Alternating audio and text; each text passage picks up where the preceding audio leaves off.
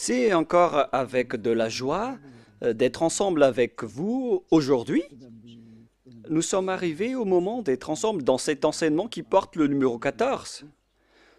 Et aujourd'hui, nous allons bien écouter un enseignement, une explication concernant le Père Yahva, ce que les gens pensent de lui, ainsi que les paroles de la vérité concernant Yahushua, ainsi que le détournement des gens par les gens de cette vérité qui a causé un grand danger sur votre chemin et sur la planète Terre, bien évidemment.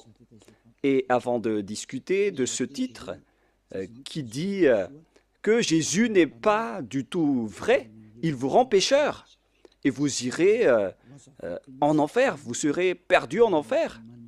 Je vais d'abord vous expliquer, je vais vous donner beaucoup de preuves pour vous dire que vous allez être jeté en enfer si vous n'écoutez pas ce salut qu'on vous donne par amour en ce moment.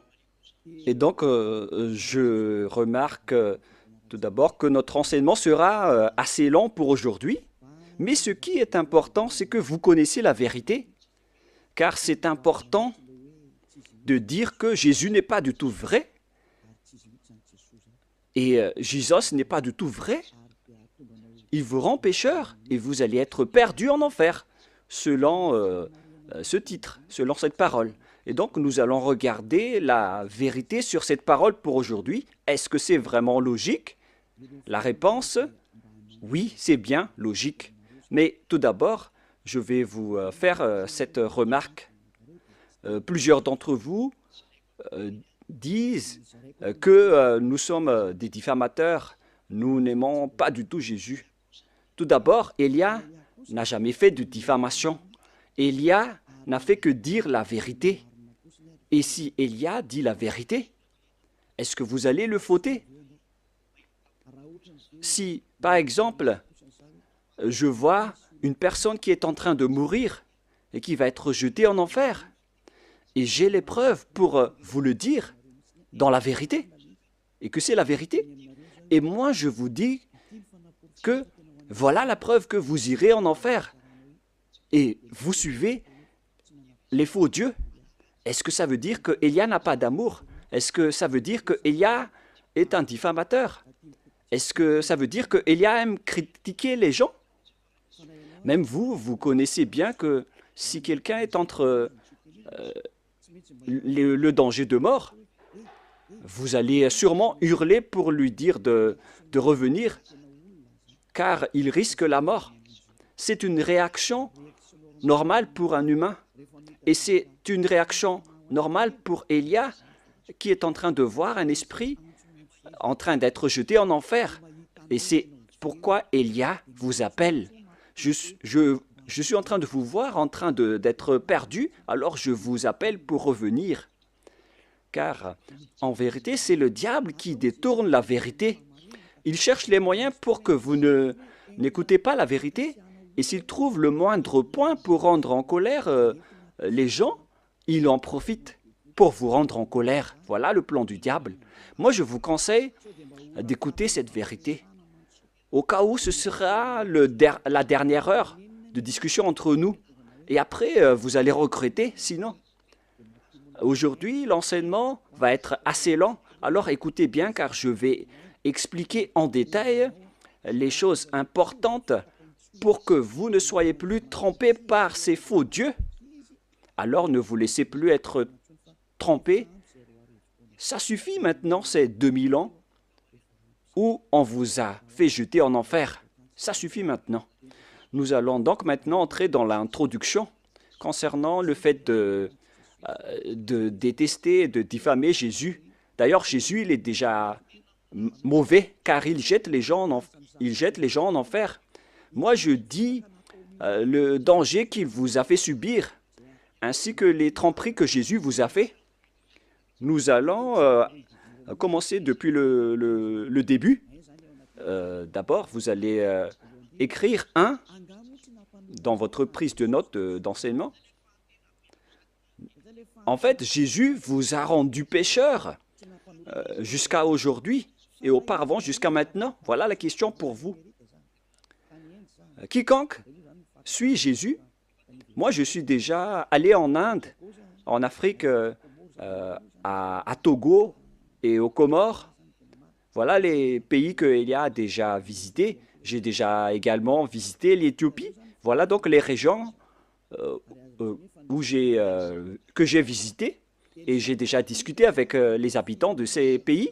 Mais chacun de ces pays, dans chacun de ces pays, que ce soit les musulmans ou les faux chrétiens, ils disent toujours qu'ils sont pécheurs, surtout ceux qui disent chrétiens, alors que ce sont des faux chrétiens. D'ailleurs, le nom chrétien n'est plus correct car le faux Dieu l'a déjà pris. Donc, le nom a déjà changé car ce terme porte déjà le nom du faux Dieu, donc ce n'est plus correct en parlant du Christ qui est le Messie.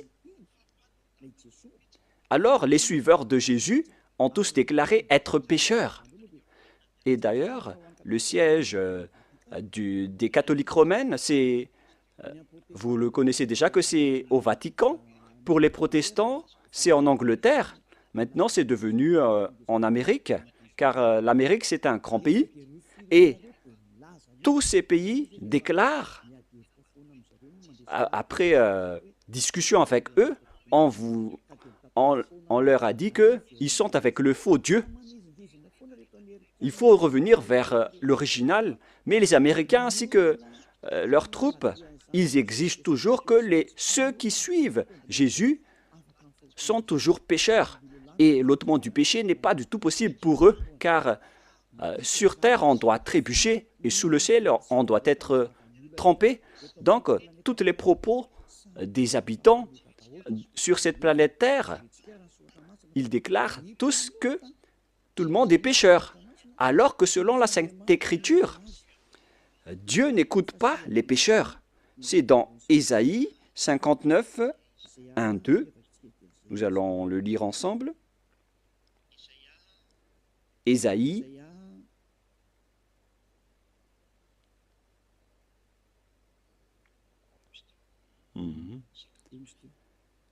59. Ésaïe 59, 1, 2. Voilà. Ésaïe 59, 1 et 2. Vous pouvez suivre à travers l'écran.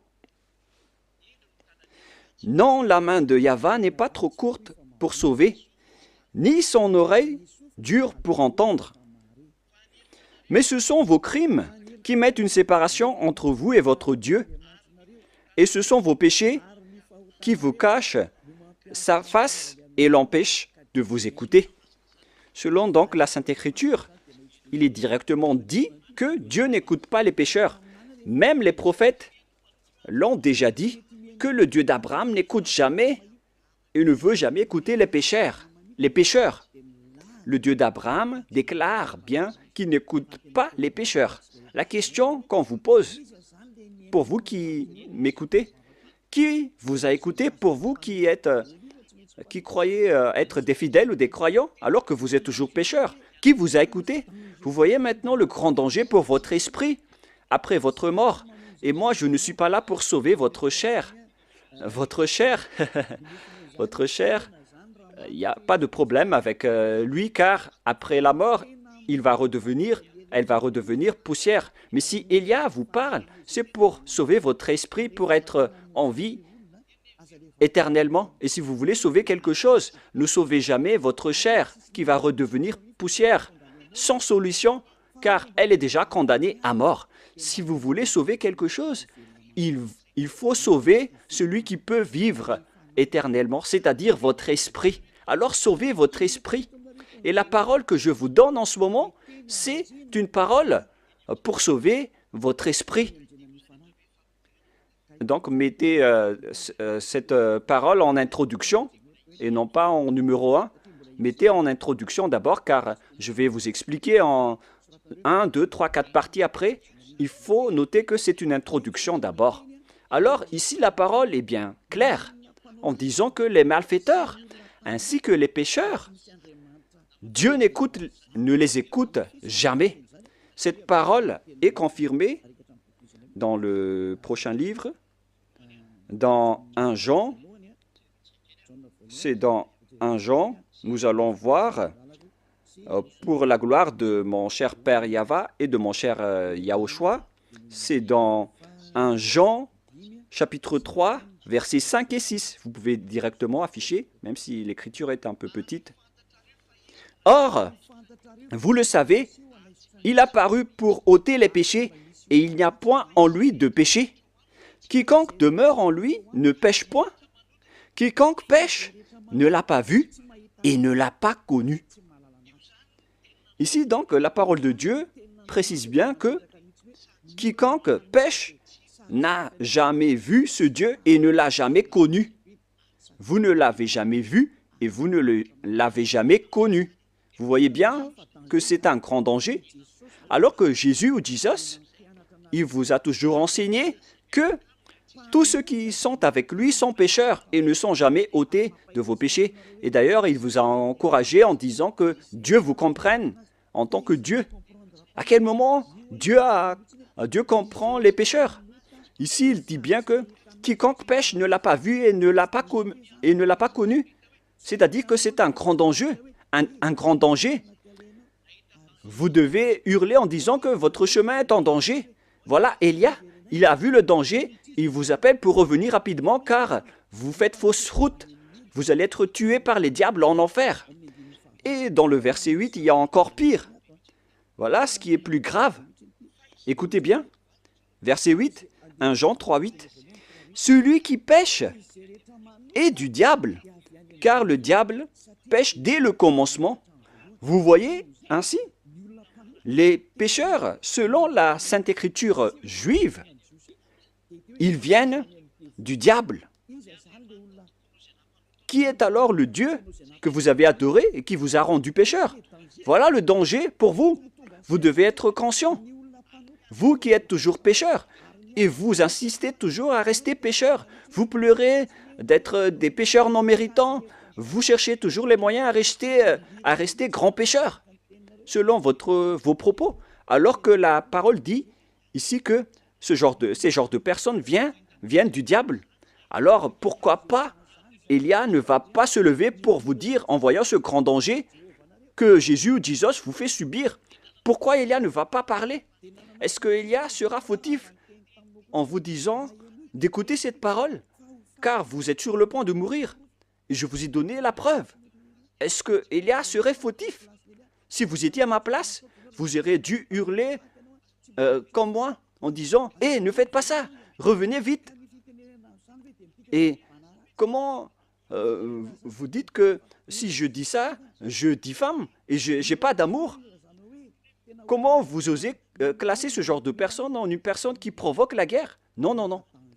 Élia voit le danger pour une personne. Et si cette personne est toujours consciente, il faut toujours la sauver. Mais si elle n'est plus consciente, tant pis pour elle. Le rôle de Élia, c'est d'enseigner et de vous conseiller. Mais si vous choisissez de faire le plongeon en enfer, alors continuez votre chemin. Ça ne regarde que vous. On ne rentre plus en détail. Mais il y a encore beaucoup de gens qui cherchent le salut, y compris vous qui me regardez en ce moment. Plusieurs gens cherchent le salut et je vous souhaite d'être parmi ces personnes. C'est pourquoi je me tiens debout pour chercher les gens qui cherchent le salut, car on ne sait jamais. Peut-être, parfois et souvent, ce sont des gens qu'on ne pense pas du tout qui cherchent le salut. Alors, Élia vous conseille, ne mettez plus dans la tête que Élia est un diffamateur ou Élia fait ceci ou cela. Enlevez-vous cette mentalité du diable qui vous a fait boucher les oreilles pour que vous n'écoutez jamais la vérité. Une fois que Élia est là pour vous sauver, c'est Élia qui est arrivé parmi vous, ce que tout le monde entier a tant attendu, en disant que Élie va arriver. On parle de Élia, celui que vous voyez en ce moment. Il va sauver les gens pour revenir le cœur du Père Yahva vers les humains et faire revenir vos cœurs auprès du Père Yahva pour que vous ne péchez plus. La question se pose, si je détiens le pouvoir pour que vous ne péchez plus, quelle est ma faute? Répondez-moi Quelle est la faute d'Élia à ce sujet? C'est le diable qui doit être en colère contre Élia. Ça, c'est logique. Si les diables sont en colère, ça c'est logique, car Élia sauve les gens pour qu'ils ne sont plus pécheurs. Mais si c'est un humain comme vous qui est en colère, alors sachez que vous avez pris la place du diable, alors ne faites pas ça. Ça ne vous apporte pas du bien. Pourquoi vous allez haïr la personne qui cherche à vous sauver?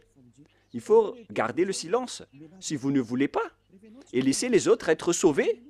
Si vous ne voulez pas être sauvé, tant pis pour vous, mais moi je vous le déconseille de le faire, hein, car c'est mal. C'est le diable qui a des points avec le péché, mais vous n'avez rien. Alors ne donnez plus des points au diable, sauvez votre esprit pour qu'il se retourne vers son Créateur, c'est-à-dire le Père Yahweh et mon cher Yahushua. C'est l'objet de cet enseignement, en vous disant que Dieu n'écoute pas les pécheurs. Et je précise bien la parole du vrai Fils de Dieu. Il s'appelle Yahushua. Voilà l'enseignement d'aujourd'hui qui sera assez lent. Moi, je vous préviens déjà, on va passer plus de 2 heures.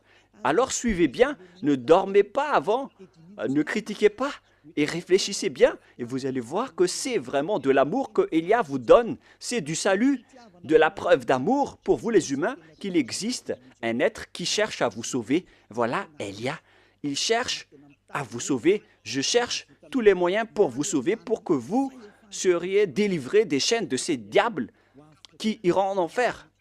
Vous allez être déchaînés de leurs mains pour que vous buvez la joie illimitée et sans cesse. Et si vous allez dire, mais on est déjà en joie, oui, vous avez de la joie. Mais vous connaissez toujours que ce n'est pas la vraie joie que vous avez. Vous pensez que ce sont les riches qui sont vraiment dans le bonheur et en joie, alors que vous voyez bien que les riches cherchent toujours le bonheur, même s'ils ont déjà des milliards de dollars entre les mains, ils ne se consolent jamais. Ils cherchent toujours plus d'argent, c'est-à-dire que le bonheur n'est pas du tout dans l'argent. Les milliards de dollars ne donnent pas le bonheur et de la joie. Même si vous avez tout, vous n'avez pas la joie, car pourquoi vous cherchez toujours à augmenter vos richesses? Mais lorsque vous ne péchez point, vous avez vraiment la joie illimitée.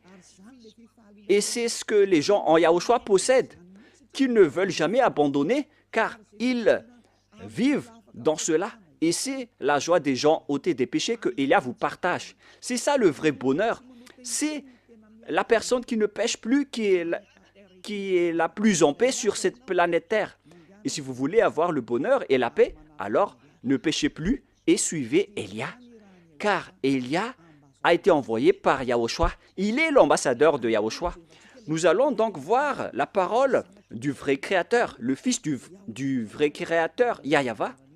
Et le nom de son Fils, c'est Yahushua. Je vais encore vous les expliquer, le nom du Père Yahweh et Yahushua. Mais nous sommes encore dans l'introduction, même si c'est assez lent. On doit partir de là pour tout voir. On va voir donc la parole du Fils du vrai Créateur.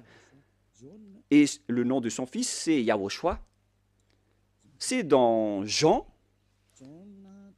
chapitre 5,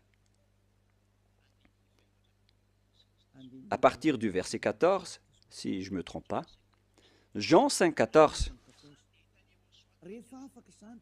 Depuis, Yahushua le trouva dans le temple et lui dit, « Voici, tu as été guéri, ne pêche plus, de peur qu'il ne t'arrive quelque chose de pire. » Lorsque vous êtes bien avec ce vrai Dieu, alors répétez cette parole.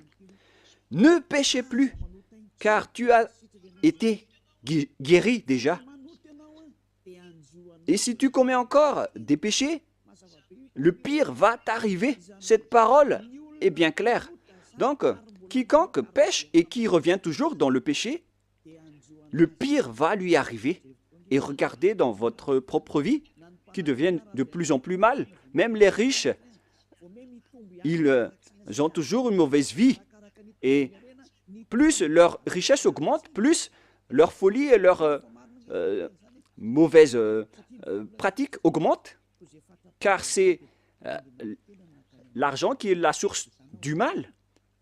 Et tous ceux qui cherchent activement l'argent vont sombrer dans la grande tristesse, alors que les faux dieux n'ont rien à faire, à part le miracle, les prodiges et les bénédictions. Et si vous allez dire, donc vous n'avez pas besoin d'argent? Non, je n'ai pas dit ça, mais il ne faut plus avoir ce genre de mentalité. Ce Dieu a dit qu'il faut que vous vous consolez de ce que vous avez entre les mains. Ne creusez pas toujours avec votre tête, car au final, vous allez faire autre chose, jusqu'à faire des trafics humains, des trafics d'argent, des trafics d'organes, des kidnappings, des escroqueries, car vous cherchez toujours de l'argent et ça, vous allez terminer ainsi. L'argent, c'est la source de tout le mal. Il faut se consoler de ce que vous avez. Voilà la meilleure situation. Cette parole dit qu'il ne faut plus jamais pécher. Tu as été guéri, ne pêche plus, de peur qu'il ne t'arrive quelque chose de pire. Mais regardez votre propre chemin. Vous qui dites que vous avez été guéri par Jésus, vous avez eu ces bénédictions. Où est-ce que vous êtes allé? Est-ce que vous êtes déjà ôté des péchés? Alors que le Fils de Dieu, le vrai Fils de Dieu, a dit qu'il ne faut plus jamais pécher. Mais Jésus ou Jesus n'a jamais réussi à faire cela. Il faut juger juste. Est-ce qu'il a réussi à faire cela ou pas? Et vous allez tous dire, y compris vos religieux pasteurs et prêtres, ils ont toujours déclaré dans l'émission de la télévision de Yahushua qu'aucune personne ne peut être ôtée de ses péchés. Voilà, lorsque vous adorez Jésus ou Jesus, alors que la Sainte Écriture dit qu'il ne faut plus jamais pécher. Vous voyez la contradiction? C'est la preuve que Jésus n'est pas du tout vrai. Il vous rend pécheur et il vous jette en enfer. Élia vous dit aujourd'hui de quitter ce faux Dieu. Je vous attire, vous tous qui êtes conscients, ne mettez plus les pieds dans leurs églises.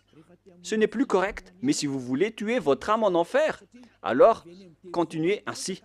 Car le péché vient du diable et les diables habitent en enfer. Moi, j'ai été envoyé pour vous ramener au ciel des cieux et c'est normal que je vous dise de ne plus aller avec ces faux dieux.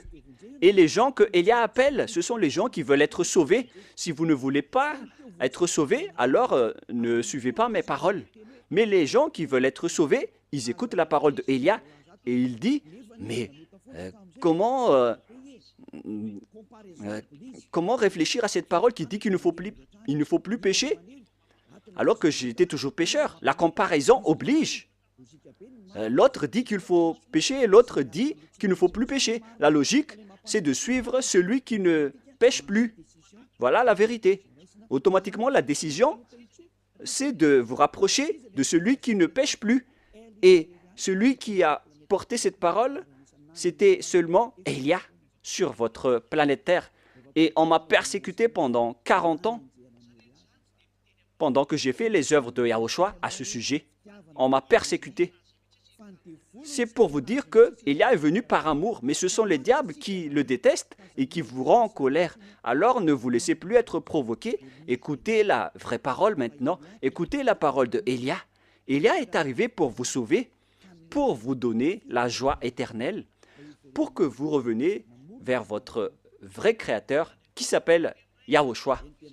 Et je vais encore ajouter une autre parole, car cette parole a été répétée 2 fois et non pas seulement une fois. Selon Jean, chapitre 8, Jean, chapitre 8, à partir du verset 11, nous allons lire ensemble. Quelle était encore la parole du Fils de Dieu à ce sujet? Elle répondit, « Non, Seigneur. » Et Yahushua lui dit, « Je ne te condamne pas non plus. Va, et désormais, ne pêche plus. » Cette parole est revenue 2 fois en disant « Ne pêche plus ». C'est ça donc qu'on doit suivre. Et Élia possède cette qualité ainsi que tous ceux qui suivent Élia. Il ne pêche plus. C'est vraiment une chose qu'on désire. Hein. Ce sont les diables qui détestent cela. Alors que c'est une bonne chose pour tout humain. Et Élia appelle les humains.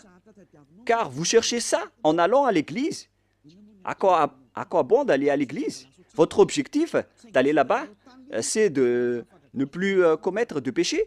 Mais puisque en allant là-bas, vous avez cherché des miracles et des prodiges, alors c'est normal que vous n'avez pas vu la vérité, car l'endroit que vous fréquentez, c'est avec Jésus et Jésus.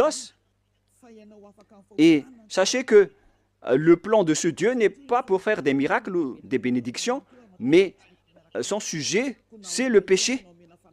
Mais alors, si vous avez le miracle, si vous êtes guéri, si vous restez toujours pécheur, alors ça ne sert à rien. Si vous êtes pécheur, alors vous n'êtes pas avec ce vrai Dieu. C'est logique que vous êtes avec le diable. Même vous-même, vous allez prendre une décision que c'est la bonne réponse, que Dieu n'écoute pas les pécheurs. Alors, qui vous écoute dans votre église? Est-ce que vous avez déjà posé cette question? Car si c'est celui-là le vrai Dieu qui n'écoute pas les pécheurs et que les pécheurs viennent du diable, alors l'endroit que vous fréquentez, c'est un endroit qui appartient à qui? Et vous vénérez qui? Vous priez à qui? Le schéma est très grave. Ce n'est pas de la diffamation. Si vous réfléchissez bien, vous allez déduire que la parole de Élia est vraie. Vous devriez même remercier Élia, car Élia est venu pour vous sauver. Et mes paroles ôtent les péchés que les autres religions n'ont pas réussi à faire jusqu'à maintenant. Ce sont seulement les envoyés du ciel des cieux qui peuvent sauver les gens, comme Yahushua, mon cher grand frère. Mais vous, entre humains, entre pécheurs, comment est-ce possible que vous allez réussir à vous délivrer entre vous-mêmes? Par exemple, entre prisonniers, vous êtes prisonniers ensemble. Comment l'autre prisonnier peut vous libérer? Il faut que c'est une personne venant de l'extérieur qui vous libère. La personne qui est prisonnière avec vous reste collée avec vous en prison. Et pareil, ce sont les personnes qui ne sont pas pécheurs qui peuvent sauver les gens pécheurs. Ça, c'est logique. Ce sont les gens à l'extérieur de la prison qui peuvent libérer les gens à l'intérieur de la prison et non pas les gens qui sont à l'intérieur de la prison. Ce ne sont pas les personnes pécheurs qui peuvent sauver les autres personnes pécheurs. Ce sont les envoyés, les êtres qui ne sont pas pécheurs, qui peuvent sauver les personnes pécheurs. C'est pourquoi Élia est arrivé. Alors, n'écoutez plus les faux dieux, car au final, ce vrai Dieu va être en colère contre vous, car on est en train de vous sauver. Pourquoi vous faites encore de grands propos? Maintenant, nous allons entrer dans la deuxième partie, après cette explication, après cette corps d'introduction, qui a dit que Dieu n'écoute jamais les pécheurs. Les pécheurs viennent du diable. Et tout ce que vous faites en tant que pécheur vient du diable. Alors n'écoutez plus ces derniers, écoutez vraiment le vrai Dieu. Maintenant, nous allons expliquer le sujet concernant le Dieu Père que vous avez changé en Jéhovah ou Yahou pour certains. Mais c'est quoi ce pire danger que vous avez fait? Pourquoi Élia vous parle de ce grand danger? C'est vraiment pire, car le Dieu d'Abraham, il a sorti la parole comme quoi il ne faut jamais profaner son nom. C'est vraiment un pire danger, donc, de changer ou de transformer son nom. Certains disent que ce n'est pas le nom qui est important, c'est la parole qui est importante. Il y a certains qui disent cela en appuyant avec des versets. Si c'est la parole de notre... sachez que la parole de notre Père est incontestable. Et c'est d'ailleurs sa parole qui a dit qu'il ne faut pas profaner son nom. Alors c'est la parole elle-même qui a priorisé et qui a privilégié le nom. Si on va lire le livre d'Ésaïe,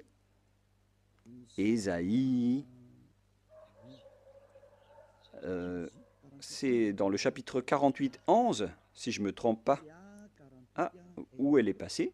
Voilà. Ésaïe 48, 11. Voilà la parole. Ésaïe 48, 11. Pour répondre aux gens qui ont dit que Le nom n'est pas important, c'est la parole qui est importante. Nous allons entrer dans tous ces sujets avec le sujet des 10 commandements, le sujet de Yahushua. Les gens aussi parlent de Elia. C'est pourquoi on va parler de tous ces sujets. C'est pourquoi notre enseignement va être lent. On va passer plus de 2 heures, même en 3 heures.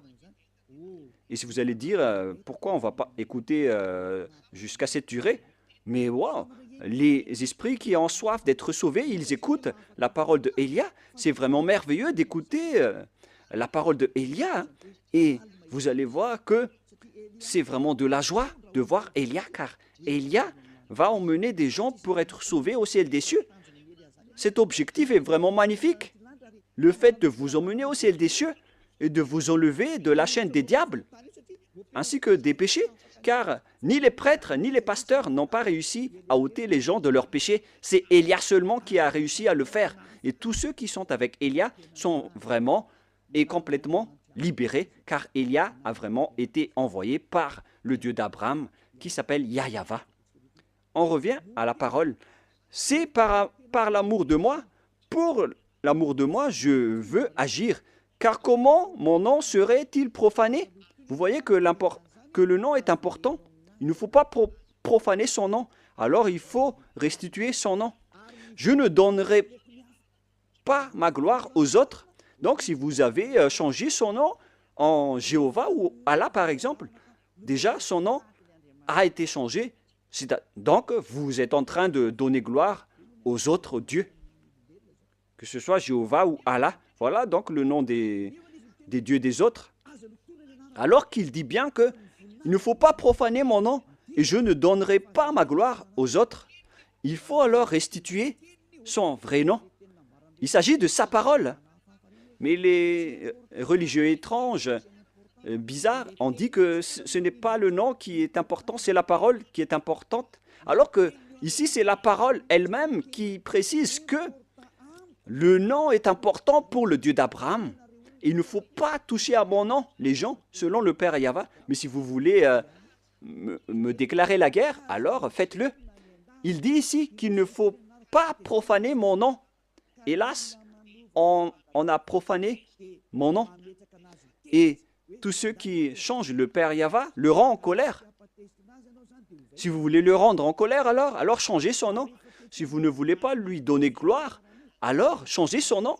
Et il va être en guerre contre vous, car déjà, Élia vous enseigne déjà la vérité. La loi que nous voyons ici est claire. Il ne faut jamais changer son nom. Dieu est vraiment exigeant avec son nom. Il ne faut pas profaner son nom. Lorsque vous changez son nom, c'est-à-dire qu'en même temps, vous profanez son nom en changeant en nom d'autres dieux et vous donnez sa gloire aux autres. Au lieu d'appeler Yahweh, vous avez appelé Jéhovah ou Allah. Ce n'est pas du tout correct. Je vais vous donner la preuve. Pour vous qui dites que, pourquoi vous dites que notre Dieu est faux? Qui est le vrai Dieu selon vous? Vous devez lire dans votre Bible, dans la préambule, dans la Bible catholique romaine, dans la préambule, dans l'introduction, il est écrit que la Bible, l'Ancien Testament ainsi que le Nouveau Testament a été traduit depuis la langue hébreu ancienne ou moderne. C'est-à-dire que si vous voulez regarder la Sainte Écriture, il faut regarder à travers dans la langue ancienne hébreu ou juif. Donc, puisque la langue hébreu appartient aux juifs, alors il ne faut pas que ce sont les Français qui maîtrisent le malgache plus que les malgaches en disant que les meilleurs en malgache, ce sont les Français, ou les meilleurs en français, ce sont les Anglais. Ce n'est pas logique. Il faut que ce sont les propriétaires de la langue qui prouvent quel est le nom de leur Dieu. C'est pourquoi on doit regarder le Sefer Torah. Et le Dieu d'Abraham, c'est le Dieu d'Abraham, est donc le Dieu d'Hébreu, car Abraham est un Hébreu. Nous allons d'ailleurs rechercher ce verset. Voilà. C'est dans Genèse 14, 13. Vous pouvez directement afficher. Genèse 14, 13. Un fuyard vint l'annoncer. Genèse 14, 13. Un fuyard vient l'annoncer à Abraham, l'Hébreu, celui qui habitait parmi la chaîne de Mamré, l'Amorin, frère d'Escol et frère d'Aner. On voit bien ici que Abraham est hébreu. Donc, si vous voulez voir le nom du Dieu d'Abraham, il faut donc revenir vers la langue hébreu ou la langue juive. C'est vraiment logique, après cette parole, de sortir et de lire le livre hébreu, le livre juif, qu'on appelle le Sefer Torah. Le Sefer Torah, ce sont les livres écrits par les sophères, c'est-à-dire les écrivains. Les séphères, ce sont les écrivains de la Torah. C'est pourquoi on appelle le livre Sefer Torah. Le Sefer Torah parle donc, dans la langue juive, le nom de ce Dieu. Et Élia possède le Sefer Torah. Et le Sefer Torah de ces Juifs a été fait par succession d'héritage. Et au final, ils ont été écrits par les scribes à l'époque de Néhémia, d'Esther. Et au final, on a vu aussi l'époque des Maccabées. Ce sont tous des écrivains qui se sont succédés. Et on appelle ces écrivains les Massorètes ou bien les Massoras. Ce sont donc les porte-paroles, des porte-paroles qui ont écrit les livres après les anciens livres qui ont été détruits. Donc, parmi les Juifs, il y a des intellectuels qu'on appelle les Massoras ou les Massorètes. Dans le Sefer Torah, dont ils ont écrit le Sefer Torah, et le plus ancien se trouve vers moins 200 avant l'an 0, alors que la parole qui a été écrite en moins 200 existait déjà vers moins 1000 ou moins 2000, c'est-à-dire à l'époque d'Abraham. Je vais vous montrer toutes les paroles à ce sujet en langue hébreu. Donc, si on veut regarder le nom, alors on ne doit pas le regarder en Angleterre ou en Amérique.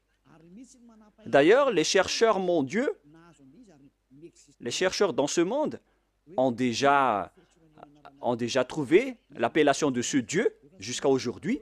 Et tout le monde connaît que l'appellation du nom de ce Dieu vient de Yod, He, Vav, He.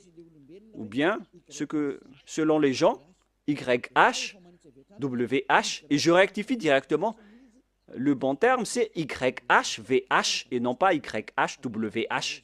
Nous allons d'abord, je vais d'abord vous enseigner, après nous allons enseigner le livre hébreu. Nous allons donc, je vais d'abord vous enseigner d'abord. Tout le monde connaît ces lettres avec Yod, He, Vav, He. On parle du tétragramme selon les intellectuels, les docteurs et les professeurs. Mais ce qui est étonnant, c'est qu'il ne sait rien le lire. Où sont passés les doctorats et les professorats des théologiens? Sachez que les pécheurs n'ont pas été autorisés de connaître la vérité, car les pécheurs n'ont jamais vu et n'ont jamais connu ce vrai Dieu. C'est logique, donc ils ne connaissent rien. Ils doivent attendre Élia pour enseigner. C'est pourquoi on entre dans l'enseignement. Comment on lit ceci? Voilà le Yod. Les Juifs lisent de droite à gauche. Voilà donc le Yod. Voilà le He, selon eux. He ou H. Et celui-là, c'est un V, selon eux. V. Vav, selon eux. Vav. C'est-à-dire V-A-V.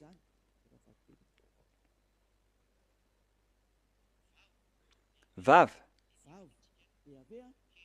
Et voilà le He qu'on a déjà vu, ou H. c'est ce qui donne le mot. Et si on va lire de droite à gauche, et moi je vais répéter maintenant, Yod, He, Vav, He. Comment on lit ceci? Et certains disent, comment on lit ceci? Voilà la question. Et les gens disent qu'on ne peut pas le lire, personne ne peut le lire. Non, non, non. Il y a vraiment une appellation correcte à ce sujet. Il a dit que quiconque appelle le nom de Yahva sera sauvé. C'est dans le livre de Joël, si je ne me trompe pas. Celui qui appelle le nom de Yahva sera sauvé. Alors il faut appeler ce nom. C'est ce que ça veut dire. Nous allons voir cette parole. Car moi, je vous donne toujours les preuves. Nous allons devoir rechercher un peu.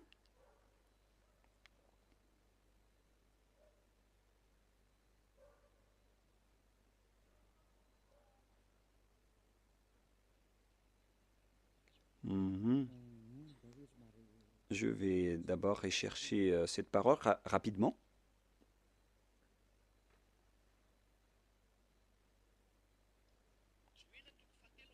Joël chapitre 2, verset 32. Vous pouvez déjà afficher. Joël 2, 32. Alors quiconque invoquera le nom de Yahva sera sauvé. Donc, il faut appeler ce nom. Cette parole est claire. Quiconque invoque son nom sera sauvé.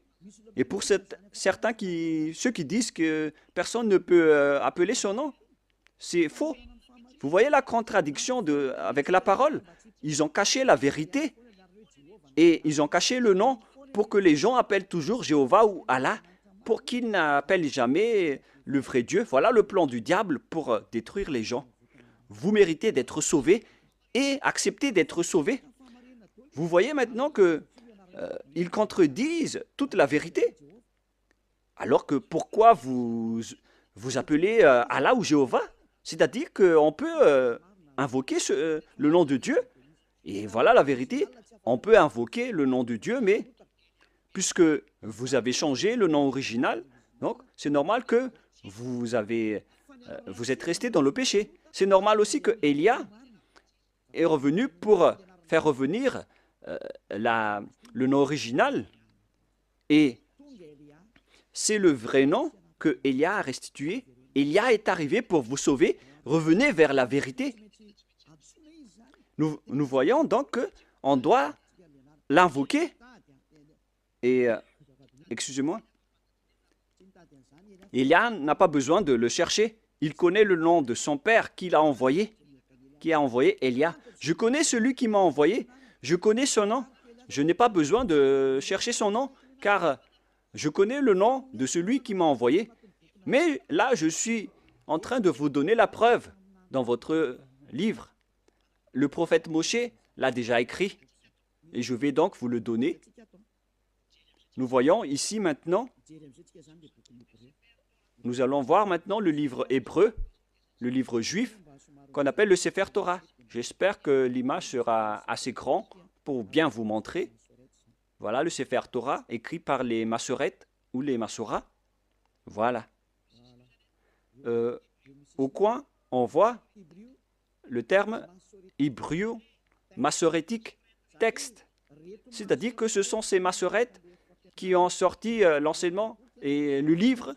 Ce sont des intellectuels, ce sont des coordonnateurs, y compris Ezra, Néhémia, vers l'ancienne époque, vers moins 400.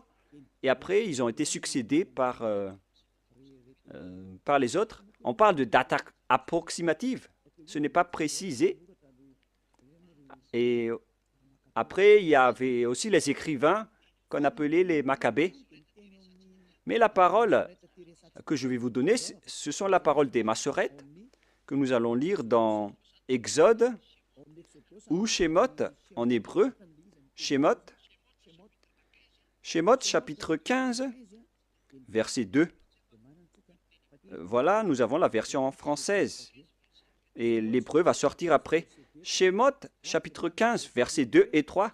Pour vous qui possédez le livre hébreu ou la livre hébreu, vous pouvez lire celle-ci. Exode 15, 2 et 3. Voilà la langue hébreu qu'on voit ici. Nous allons un peu traîner dans cette partie, mais ce n'est pas grave car c'est le bon départ. Et voilà le rôle de Elia, il va restituer le nom avec cette base.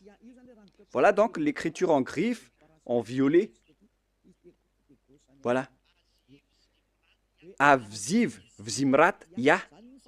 Voilà donc la translittération en jaune. Avziv, Vzimrat, Ya, Valim, Ishwa, Vajim, Valveu, Varum, Menu. Voilà la lecture en langue hébreu. Pour vous qui lisez en hébreu, la traduction est à côté. Je répète bien. Aziv, Vzimrat, Ya, Valish, Lin, Yash, Elu, El, Avi, Varum, Enu. Voilà donc la lecture en hébreu. Et nous voyons l'expression Ya. Voilà le nom du Dieu hébreu. Ya. Le voilà.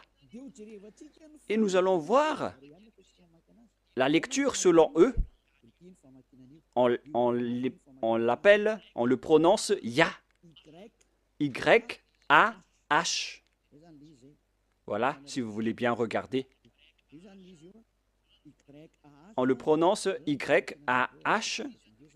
On va l'agrandir un peu. Je vais cliquer et ça donne Ya. Yod, He.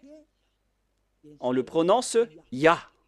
C'est pourquoi, lorsque nous sommes revenus vers l'original, vous voyez bien que Yod et He se prononcent Ya.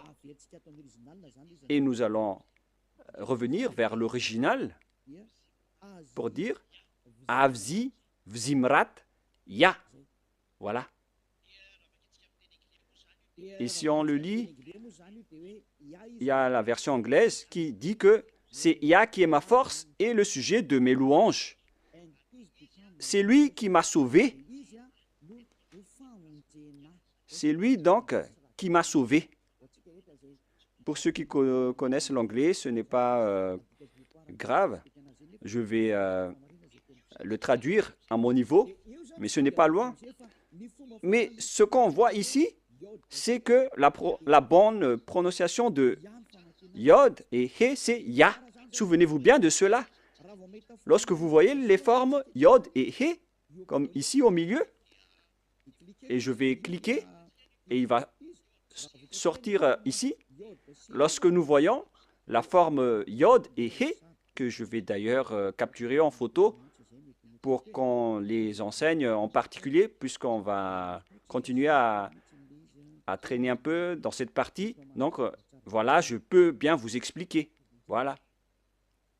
Et lorsque si nous allons prendre cette image, voilà le Yod et voilà le He. Le voilà. Voilà le Yod ou Y. On va écrire en rouge Y. Et voilà le He. Ou bien le H. C'est le H. Lorsqu'on a rassemblé la prononciation de Yod et He, ça donne I, A, H ou Ya. C'est-à-dire, lorsqu'on lit, ça donne le mot et l'écriture Ya. Oh, c'est devenu trop rouge. Ya. Voilà. Et c'est Ya qui est devenu la bonne prononciation au final. Donc, souvenez-vous bien que lorsque vous voyez les formes Yod et He, alors la prononciation c'est Ya. Il ne faut plus chercher loin. On le lit directement Ya. Et comment on lit maintenant le Yod, He, Vav, He? Comment on prononce ce mot? On va le faire petit à petit. Nous allons entrer maintenant dans la leçon suivante. Yod. Où elle est passée déjà? On doit regarder à la fin. Voilà. Nous allons revenir un peu avec la parole. Ah, ça a un peu bugué. Nous allons entrer dans la troisième partie pour voir le nom du vrai Dieu. Il a dit, Yah est ma force et le sujet de mes louanges. Et dans le livre des psaumes, on dit Alléluia. Pour donner gloire au Père Yahva, on dit Alléluia. C'est-à-dire gloire au Père Yahva. Il n'a jamais dit que c'est Alléluia. Vous voyez vraiment la grosse erreur des humains. Ça a été transformé en Alléluia, alors que dans votre Bible, c'est Alléluia. Et le nom du Père Yahva, son vrai nom, c'est Yahva. Donc, on va lire l'autre nom, car on a déjà vu Yah. Vous voyez donc, à travers cette remarque, avec le Alléluia, que son nom, c'est vraiment Yah. Voilà donc, en troisième partie, on parle ici de Yahva Shmo. Je vous le dis directement, mais ici, vous voyez d'abord Yod, He. Voilà. Et même les sens ont tous été changés. C'est pourquoi on est là pour les rétablir à la normale. Après les fausses translittérations, ils ont créé le nom de Jéhovah ou Yehovah, alors que ça n'existe pas du tout, cette prononciation. Alors, quelle est la bonne translittération? Voilà donc les mauvaises translittérations à cause des changements des humains. Ils ont changé carrément. Alors, on voit dans le verset 3, la lecture juive, c'est Yahva. La lecture de Yod He Vav He, que je vais prendre en photo également pour vous lire, c'est vraiment facile. Hein? Une fois que vous avez connu cet enseignement, vous allez être ôté de vos péchés et vous ne péchez plus jamais.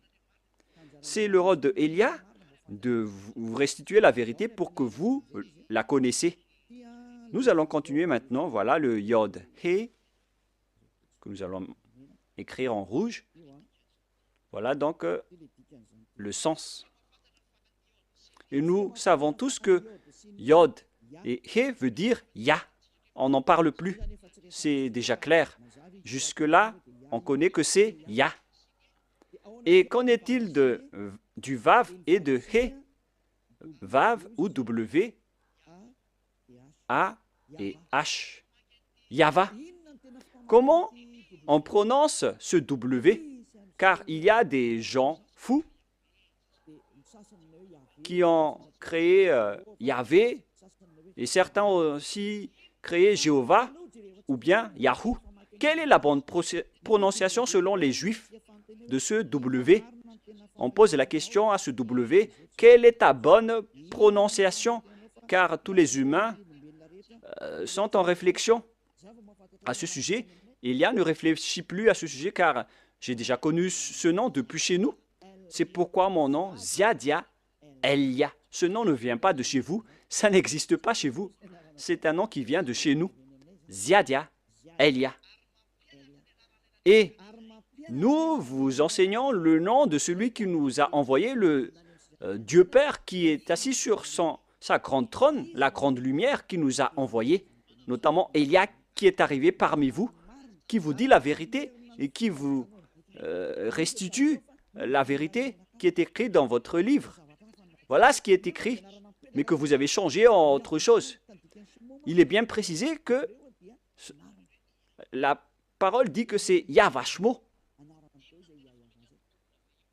Comment on lit vraiment le W en hébreu? Car on a déjà vu Yah, on a déjà vu Va. Est-ce que c'est Wa, la prononciation, comme avec les Anglais, ou est-ce qu'on le prononce Va? Et moi, je vous donne déjà la réponse que la bonne prononciation, c'est Va. Là, c'est clair. Nous allons enchaîner avec cette prochaine leçon. Pourquoi Elia exige que le nom doit être Yahva? C'est vraiment son appellation. au ciel des cieux. Et c'est pourquoi les gens sont ôtés des péchés après avoir invoqué le nom de Yahva. Et quiconque invoque le nom de Yahva sera sauvé et sera ôté des péchés après le baptême en Yahushua. Nous allons encore en parler après. Et voilà, donc, la parole est claire. Avec la prononciation de ce W, nous allons maintenant voir la bonne prononciation de ce W en langue hébreu. Et nous allons le voir dans Wikipédia, qui regroupe plusieurs intellectuels partout dans le monde. Moi, je précise bien que Elia connaît déjà que la prononciation de ce nom, c'est Yahva, depuis chez nous. Alors que vous aussi, les intellectuels sur Terre, vous connaissez aussi l'appellation. Donc, il faut regarder avec les propriétaires de la parole. Il ne faut pas que ce soit vous, les Malagasy, les Français ou les Anglais, qui va faire sortir la parole. Il ne faut pas faire ce mauvaise aventure. Il faut revenir avec les propriétaires de la langue. Allons-y alors. Patientez un peu car je vais encore chercher le verset. Ah, je l'ai encore égaré. Voilà. Patientez un peu car je vais regarder le verset. Et les techniciens, vous pouvez directement afficher après pour que ça soit magnifique. Voilà, vous pouvez afficher maintenant. Je l'ai retrouvé. Il s'agit donc d'une autre déclaration qui dit que, selon Wikipédia, d'après wikipedia.org, que vous voyez ici, wikipedia.org, une plateforme qui regroupe tous les intellectuels partout dans le monde concernant les alphabets hébreux. On ne va pas parler anglais, on va faire sortir la parole. On va montrer la parole. Selon eux, le script type veut dire, on l'a vu, vers la période moins 200 à moins 100 avant Yahushua jusqu'à présent. C'est-à-dire, ça a débuté depuis moins 200 jusqu'à moins 100, jusqu'à aujourd'hui. C'est-à-dire que c'est parti de l'ancienne époque.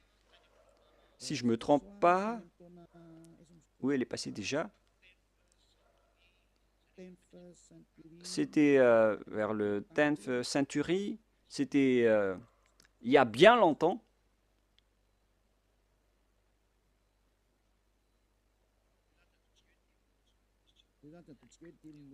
On va partir de ce second, c'est-à-dire vers moins 200, moins 180, moins 170, moins 150, jusqu'à moins 100, moins 80, moins 70, jusqu'à aujourd'hui, jusqu'à maintenant. Voilà la parole de tout à l'heure. On va réafficher, au cas où vous n'avez pas vu. Période 50 first century avant Yahushua, jusqu'à maintenant, jusqu'à aujourd'hui. Quelle est alors la lecture hébreu de la lettre W? Car c'est W qui est écrit là, alors que ce n'est pas un W, c'est V. Est-ce que c'est clair pour ceux qui écoutent? Nous allons lire la translittération ici en bas pour ne pas perdre notre temps. Alphabet, prononciation. Et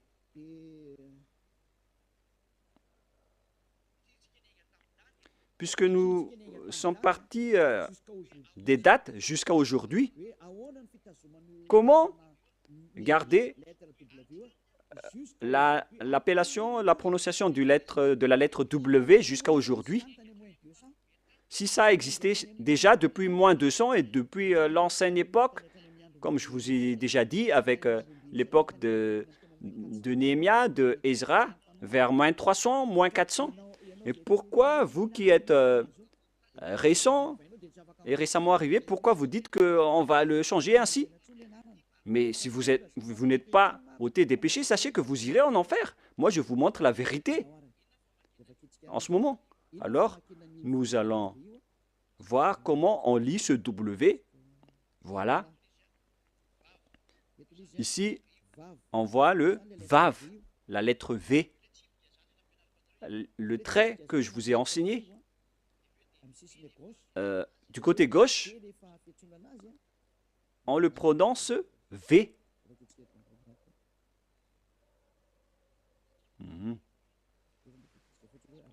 Nous allons lire jusqu'à la fin pour avoir le bonne expression. I.